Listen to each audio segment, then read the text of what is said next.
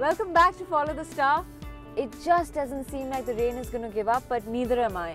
I explored a lot of the Himachal countryside yesterday and it was beautiful, but it's now time for me to delve into the town culture and see what the major hill stations have in store for us. Now, the town of Dharamshala mainly serves as a base for travellers heading further uphill to the popular suburb of McLeod Ganj. Otherwise, it's noisy, dreamy and has not much to offer.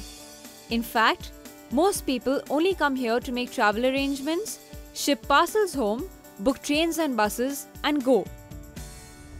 Leaving the grubby, congested lower Dharamshala behind, I am now driving 9 kilometers north to my destination, McLeod Ganj, which is home to the 14th Dalai Lama and a large Tibetan population. The roads are getting steeper and poorer by the kilometer, but I'm sure McLeod Ganj will be worth this effort. The condition of the highway had left me exhausted and I couldn't wait to reach my destination. But before I could do that, I had one last place to visit. Right off the road to McLeod Ganj was this beautiful Anglican church called St. John's in the wilderness.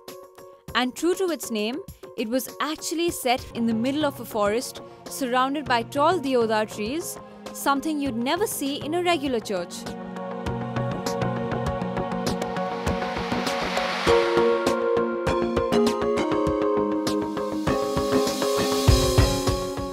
Now you might just pass off the Church of St. John as an old building tucked away off the road. But this, I must say, is a quaint hidden gem of a place. It was built back in 1852 in the neo-Gothic style of architecture. It's known for its Belgian stained glass windows that were donated by Lady Elgin. In fact, her husband, Lord Elgin, who was then the Viceroy of India, was buried right here after his death. It's said that Lord Elgin spent a lot of his free time enjoying the beauty of the church. When he would die, he knew this was the place he wished to be buried. And he wasn't alone.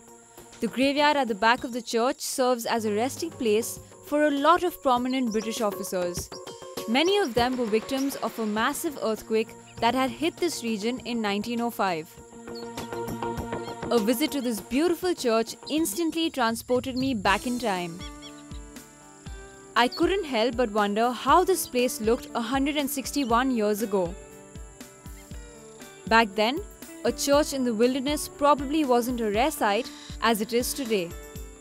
But today was another age, another time to be explored. So I decided to get back on the road to head to McLeod Ganj. The last few kilometers of my journey up were the hardest, but I managed to pull through. After driving on a long stretch of really badly maintained roads, I finally reached McLeod Ganj. But the situation doesn't get any better here. There are only 2 tiny lanes in the main junction of the town that are packed to the brim with tourists and traffic. Now that probably wasn't a problem years ago when McLeod Ganj was a lesser known hill station. But today, I'd say you have to be really patient to get through these congested roads. Meet the locals of McLeod Ganj and they'd say a lot more has changed about this town in the last decade than just the roads. This suburb was barely known until the 1960s when the Dalai Lama claimed asylum here and put this town on the world map. Since then, McLeod Ganj has become the headquarters of the Tibetan government in exile and a center of Buddhism. And that is enough fodder to keep travelers coming in throughout the year. While a lot of people come here to enjoy the mountains and go trekking, others prefer to lay back in the myriad cafes that decorate the main market. And I was going to do just that with one of the most talented musicians in the country, Mohit Chauhan.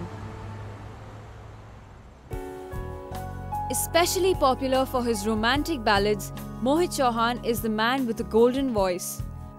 From his days as a pop singer with the band Silk Route, all the way to becoming one of the most successful playback singers, Mohit Chauhan hasn't left a stone unturned. But for him, all the success, the awards, and his inspiration can be traced back to his roots in Himachal Pradesh, where he was born and bred. So you're completely associated with Himachal Pradesh. You're born here, you studied here, brought up here, you lived here practically. Yeah, like they say, born and raised. But born and raised in the hills. In the hills, yeah. But what is your connect with McLeod Ganj exactly? Well, McLeod Ganj, Dharamshala, I came to Dharamshala after my graduation to finish my master's degree in science. In science, yeah, in a subject called geology. So the Department of Geology for Himachal University is situated in Dharamshala. So I came here, I was here for 2 years, and by the time I finished my post-graduation, my father got transferred to Dharamshala. Oh, wow, it all worked out for you. Yeah, so I ended up staying like 5-6 years in Dharamshala.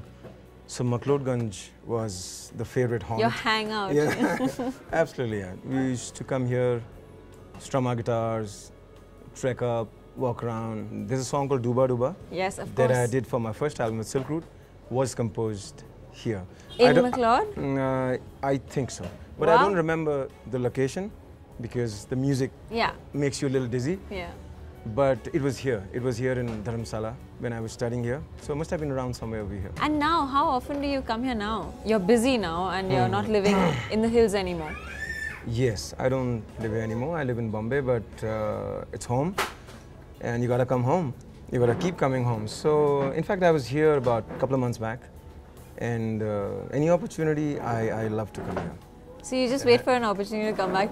Yes, yes. And also because this kind of a place is inspiration, for an artist, whether you're a painter or a sculptor or a musician. Although he lives in Mumbai, Mohit performs at concerts in McLeod Ganj quite often.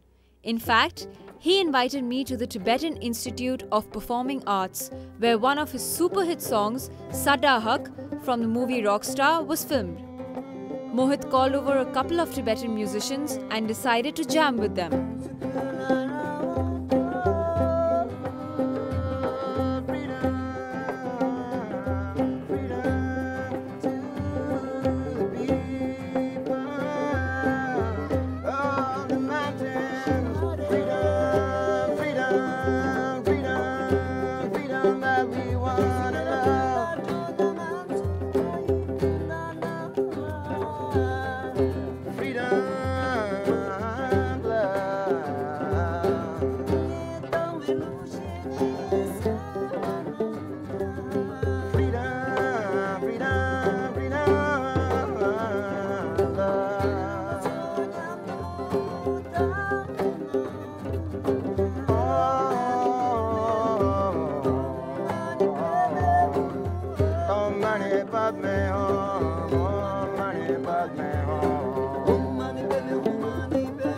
As the group jammed, I could see the different instruments and voices marry each other to produce a tune so simple and pure, I felt overjoyed. Oh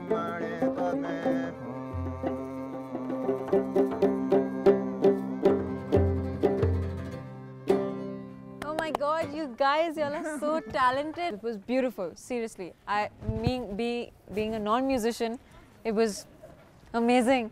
I wish y'all could go on, seriously. Oh, we are so glad to play with Mohit Chauhan. I know. We are really good fan of him. Have you ever incorporated the mountain local sounds into your music? I have, Because it seemed like it was coming naturally. Yes, in all my albums I always have something, it comes naturally, some influence of the mountains and the Himalayas. And as the evening progressed, I felt I was getting to know Mohit Chauhan and his love for McLeod Ganj better. It was almost sunset, but Mohit suggested we drive further up to Dharamkot to end the day. So we headed up to the woods in my Mercedes ML250. Okay, so Mohit, you told me earlier that you studied science and geology in college, right? That's right. So that has nothing to do with music. What was that point that you thought, oh my God, I'm going to be a singer or anything related to music? Did you study music or? I was a musician and an artist and a painter. Wow. Since I was born, actually. Since I was 5 years old, I was singing to myself. But to become a professional musician, to make it your living, point, like when you that happened much later. That happened when I'd finished my masters, and after that I had, hung around the mountains. I was trekking. I was not doing anything, and some people might say I was just, enjoying life, not doing anything. But I was, I was looking at the beauty of the nature, and I was Getting trekking. inspired. I was, you know, so I don't consider time, you know, wasted or I didn't do anything, you know. But then I decided and I chose to make it my living about 3-4 years after I'd done my masters. So then, you know, I came down to Delhi. Yeah. That's where, you know, by coincidence, I met some of my old friends from Himachal, Okay. who had heard some of my music. They said, you know, why don't you make some music in Delhi and, you know, do some jingles or documentaries. And but after that, you know, one thing led to another, and one jingle, one thing, you know, led to another project. And, you know, after that, the band was formed, Silk Route. And the rest, as they say, is history. Destiny took Mohit where he'd always wanted to be. As for me, I was thrilled to end my journey with the man whose voice resonates across these very mountains. ये दूरियां इन राहों की दूरियां निगाहों की दूरियां हम राहों की दूरियां फना हो सभी दूरियां क्यों कोई पास है दूर है क्यों कोई जाने ना कोई यहाँ पे ओ आ रहा पास या दूर मैं जा रहा जानू ना मैं हूँ कहाँ पे ये दूरियां इन राहों की दूरियां निगाहों की दूरियां हम राहों की दूरियां फना हो सभी दूरियां फना हो सभी दूरियां फना हो सभी दूरियां